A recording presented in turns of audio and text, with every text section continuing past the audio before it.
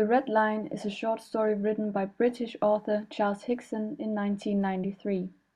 In the story we are introduced to three different courses of events, all set in the London Underground. The short story is structured in various scenes which initially appear to be disconnected, showing different characters.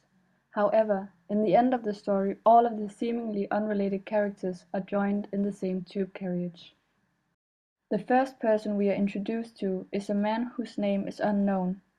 The immediate perception of this character is that he is vain in terms of physical appearance, as it early in the text on page 1 says.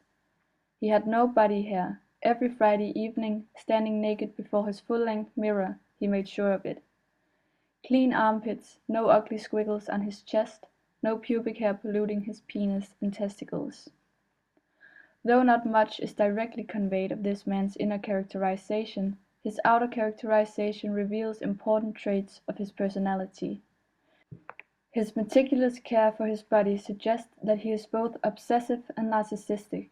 He experiences himself as an important, talented, and exquisite person and is fond of getting attention and being looked at. This is demonstrated on page 63, where it says, "When he sang 'We've Got Tonight' and he moves just like Bob, every nuance, every gesture perfect, he was aware of the whole pub looking at him in silent awe." The fact that he enjoys being the center of attention at the karaoke event further indicates both his narcissism and his need of attention and acknowledgement. The man experiences anything external and unaccustomed as a potential danger. He is convinced that externally imposed people and culture are the cause of any problem that England must face. He is convinced that people who have immigrated to England are causing damage to his country. This racist point of view is demonstrated when the man is comparing Berto's physical appearance with an ape's on page 74. The other one, the dirty-looking man, who the fuck did he think he was, the greasy ape? Look at him. He was just the type who was ruining London. His anger towards these external problems is so strong that he decides for it to be his responsibility to save London of those who are, in his eyes, unworthy people. It says on page 70, and he knew he had to do something about it. He had to do something about the stubble which was spreading all over London. These spoilers who were ruining London. Well, that was why he was here, wasn't it? The second person we are introduced to is an Italian man named Berto. Berto is also a frustrated character, but his reasons are very different from those of the killer.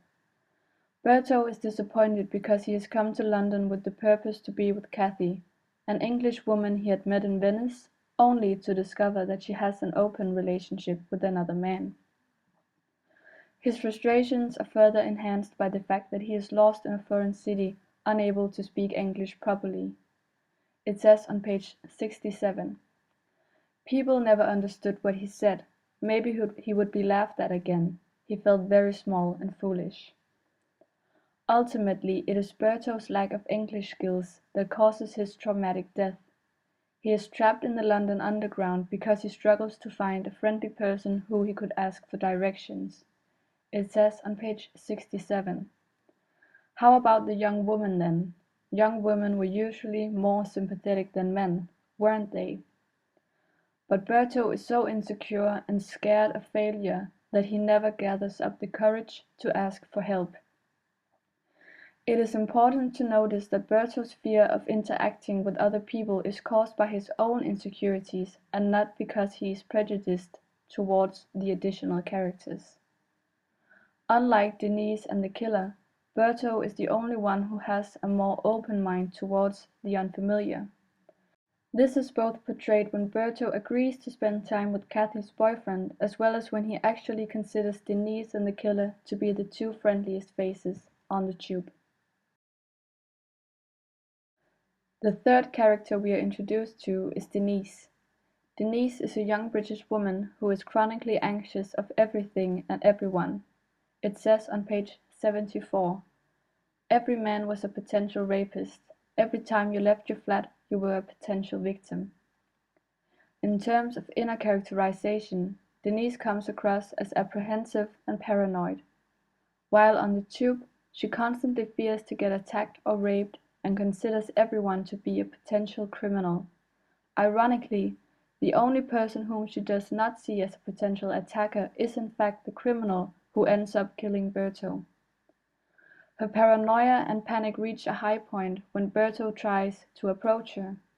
This pushes her to get off the tube, to run up the stairs and then have an anxiety attack. This action, based upon fear, leaves Berto alone in the tube with the killer, eventually causing Berto's cruel fate. The ending of the story is connected to the title.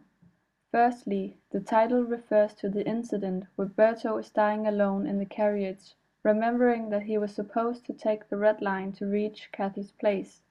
It says on page 73, "All I had to do was follow the Red Line as it slowly made its way across the carriage floor."